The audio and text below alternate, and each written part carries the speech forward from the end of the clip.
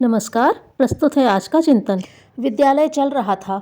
छात्रगण दो कतारों में बैठे शिक्षक से पाठ पढ़ रहे थे। पाठ खत्म होने पर अध्यापक ने श्याम पट पर एक लकीर खींची और छात्रों से प्रश्न किया, बच्चों, तुम में से कोई लकीर को बिना मिटाए छोटी कर सकता है? सभी छात्र चुप रह गए। किसी के पास कोई उत्तर नहीं था। एक छात्र उठा और श्याम पट के निकट आया।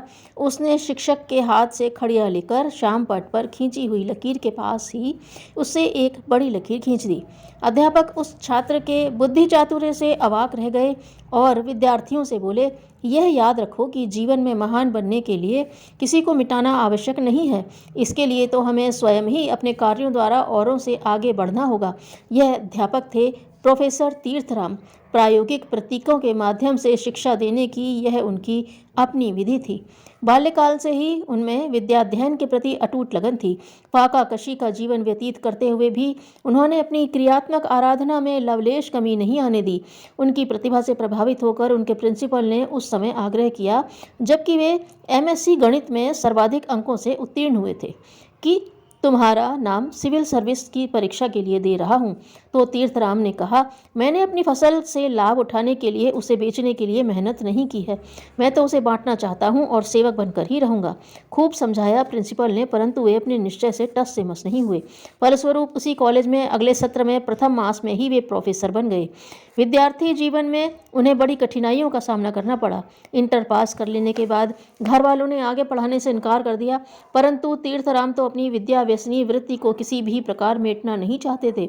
इसी बात पर माँ बाप से मतभेद हो गया। तीर्थराम घर छोड़कर लाहौर चले गए।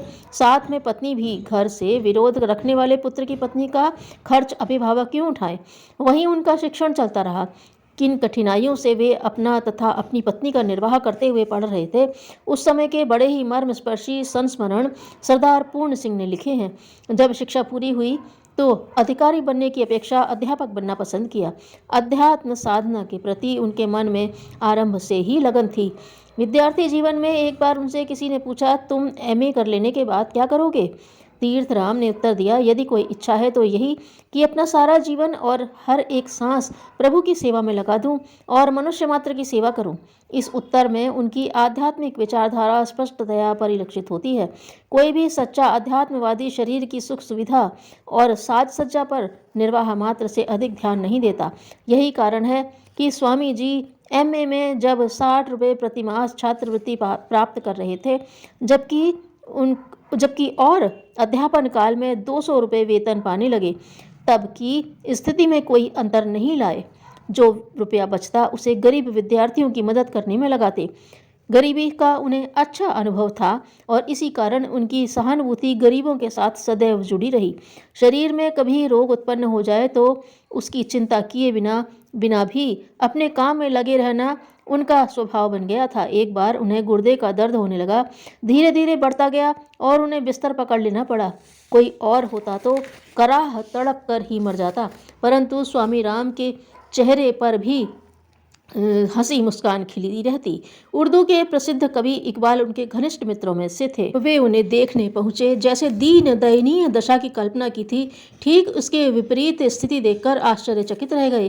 स्वामी राम ने कहा, क्या हुआ अगर शरीर रोगी है पर आत्मा तो सब जगह है, वह प्रसन्न है। शारीरिक रोग उसका कुछ बिगाड़ सकते नहीं। सन 1896 में स्वामी विवेकानंद लाहौर आए। उनके प्रवचनों की व्यवस्था हुई।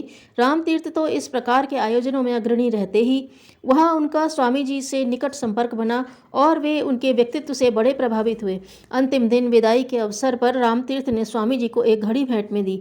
विवेकानंद जी ने उसे कुछ देर तक अपने पास रखा और फिर रामतीर्थ जी की जेब में ही रखते हुए कहा, मैं इसे आपकी जेब में रखूंगा। अब तो जैसे रामतीर्थ को अपना वांछित आदर्श प्राप्त हो गया।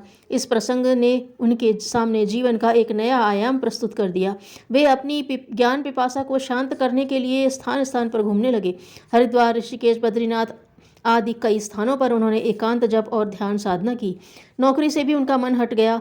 मिशन कॉलेज में वे केवल 2 घंटे काम करके निर्वाहोपयोगी जीविका प्राप्त कर लेते थे और सन 1899 में उन्होंने नौकरी भी छोड़ दी। सब लोग आश्चर्यचकित हो उठे। विश्वविद्यालय की कार्यकारिणी ने इनके त्याग पत्र पर विचार किया। सीनेट के सदस्यों ने रामतीर्थ को हर तरह मनाया, परंतु वे इस्तीफा वापस लेने के लिए राजी न हुए। अंततः एक सदस्य के मुंह से निकल आया, रामतीर्थ पागल हो गए हैं। इकबाल भी वहां बैठे हुए थे।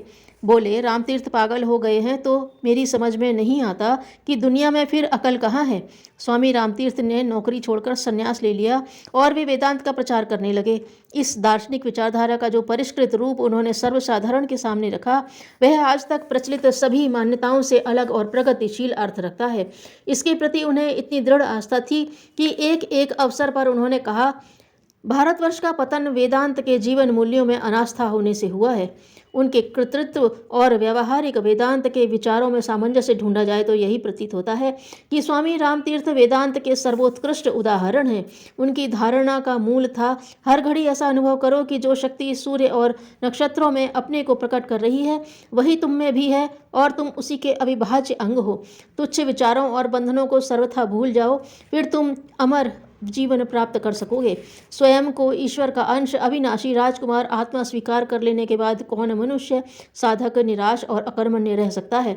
जापान के नागरिकों की कर्मनिष्ठा और परिश्रमशीलता देखकर उन्होंने कहा था कि वेदांत के दार्शनिक सिद्धांतों से भले ही आप परिचित न हो, परंतु उसका व्यावहारिक पक्ष आप लोगों की उन्नति का मूल कारण है। उन्होंने प्रेम को सब धर्मों का मूल कहा। इसकी शक्ति के बल पर ही उन्होंने स्थान स्थान पर असंख्य लोगों को प्रभावित किया। प्रेममय होकर ही कोई व्यक्ति पवित्रता की रक्षा कर सकता है, क्योंकि प्रेम परमात्मा की उपस्थिति का प्रकाश है। ईश्वर भक्ति का लक्षण वे प्रेम ही मानते थे और कहते थे, जब तक किसी साधक के आचार विचार में यह दिव्य गुण नहीं झलकता, तब तक वह अपूर्ण ही है। परिवार को वे प्रेम की प्राथमिक शाला कहा करते थे।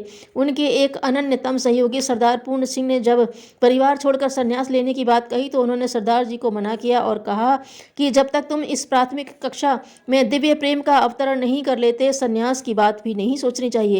कैसे संयोग की बात है कि जन्मदिन के पर्व पर ही 17 अक्टूबर 1906 को अंधकार की अंधेरी रात में टिमटिमाते हुए दीपों से एक प्रकाश पुंज निकला और सचमुच उनकी आत्मा देह मुक्त हो गई।